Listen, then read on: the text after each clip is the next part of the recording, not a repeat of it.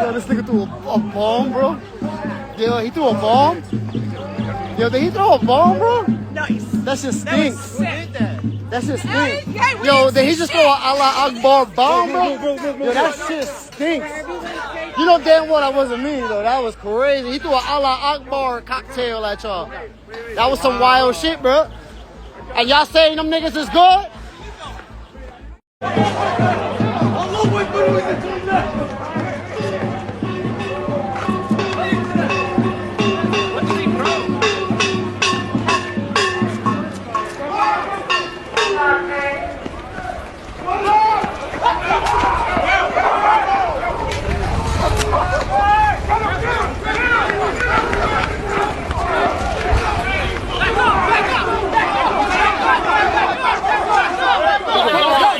Guys, stay back. Turn around. Stay back. Stay back, guys.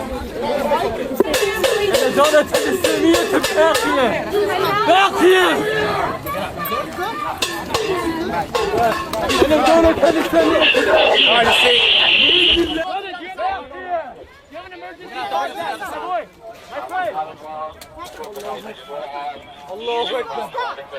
Allahu Akbar. Get somebody on the other side. Get somebody on the other side.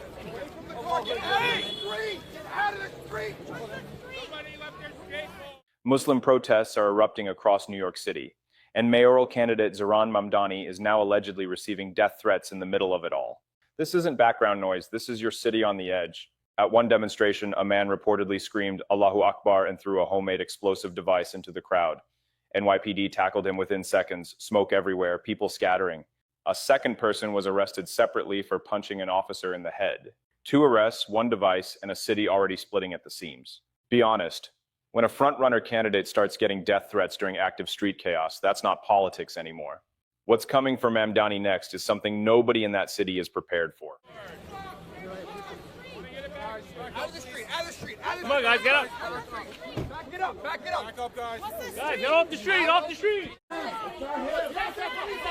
a different guy. It's a different guy.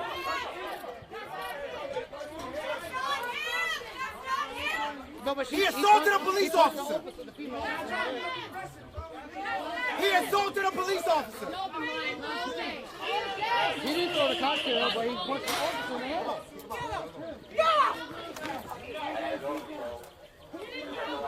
Does someone have your emergency contact? You saw that, bro? Yeah, take him this way, take him this way.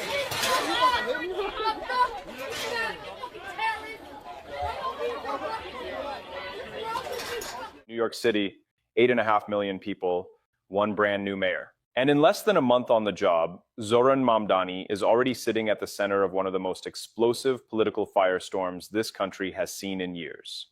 Here's the situation in plain English. A group of protesters gathered in Manhattan to demonstrate against what they called an Islamic invasion of their city. During that protest, a young Muslim man allegedly threw a lit incendiary device toward the crowd, close enough to hit a barrier just feet from police officers. 2 men were arrested. One reportedly shouted Allahu Akbar as he ran. Meanwhile, the city's brand new mayor, a man named Zohran Mamdani, is already under fire, not just for what he believes, but for who he shares a bed with. His wife reportedly liked social media posts that celebrated the October 7th Hamas massacre. That's the attack where terrorists kidnapped, raped, and murdered Israeli civilians.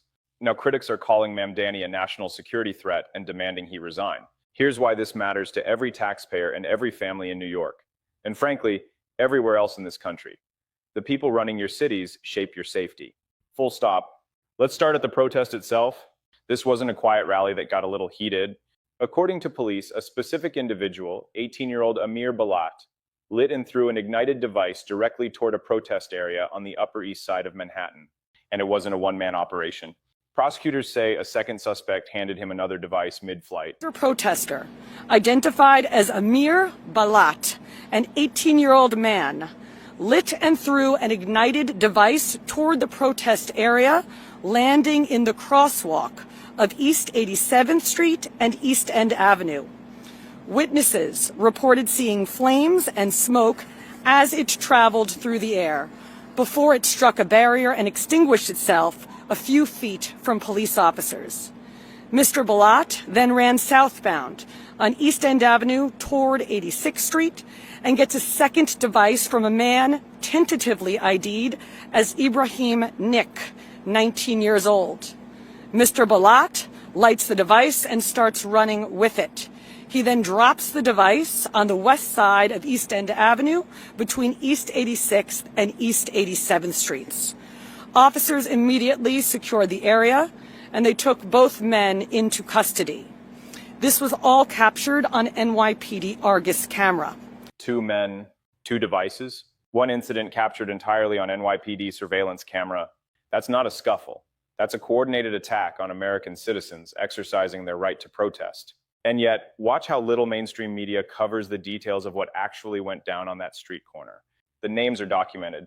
The footage exists. The arrests happened. But if you relied on corporate news, you'd think this was a minor incident. It wasn't. When someone throws a flaming object into a crowd of protesters near police officers, that crosses a very clear line.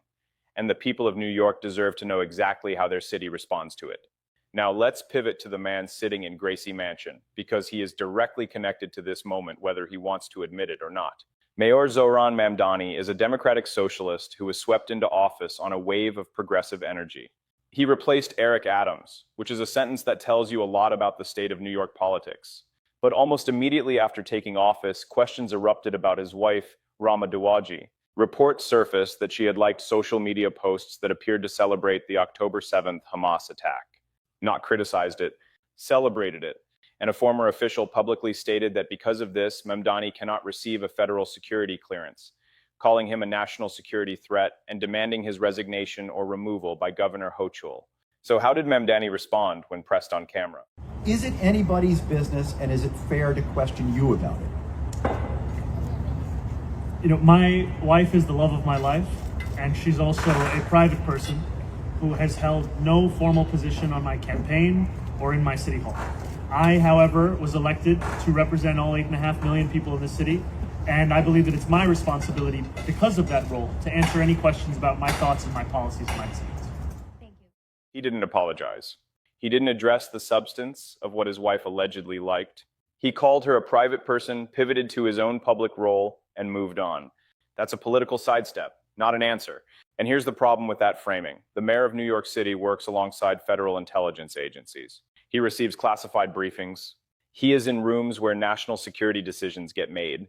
If his own family members are publicly signaling sympathy for a designated terrorist organization, one that massacred over 1 in 200 people in a single morning, that is not a private family matter. That is a public safety question. The people paying taxes in that city have every right to demand a real answer. And the pushback didn't stay quiet for long. Lara Trump went on television and said exactly what a lot of Americans were thinking. She wasn't having the love of my life deflection. She came with receipts and she came with fire. Because the core accusation here isn't about a social media like as an isolated action. It's about what that action tells you about where someone's loyalties are. You know, my wife is the love of my life, and she's also a private person who has held no formal position on my campaign or in my city hall. I, however, was elected to represent all 8.5 million people in the city, and I believe that it's my responsibility, because of that role, to answer any questions about my thoughts and my policies and my decisions. Let's bring in Lara Trump. She's the host of My View. Laura, it's so great to have you on. So what's your reaction to Mayor Mamdani's defense of his wife? Well, yeah, Rachel, he didn't come out and apologize. Let's be clear about what he said there. He basically said, New York City has the largest Jewish population of any city in the entire United States. That's not a talking point. That's a demographic fact. And the mayor of that city is now in a position where his wife is accused of showing digital support for the single deadliest attack on Jewish people since the Holocaust. Mamdani's response, essentially, she's private, I'm public, next question, is not going to cut it for families who lost relatives on October 7th. It's not going to cut it for the Jewish communities on the Upper East Side who already watched a flaming device fly through the air near their neighborhood. And it's not going to cut it for anyone who believes that leadership requires moral clarity, not media management. Lara Trump didn't let him off the hook, and she made the point in a way that cut through every layer of spin. I love my wife and she can kind of post whatever she wants, but That's not good enough. I mean, we're going to have to do a little bit better than that. You are the mayor of the city with the largest Jewish population in the entire country.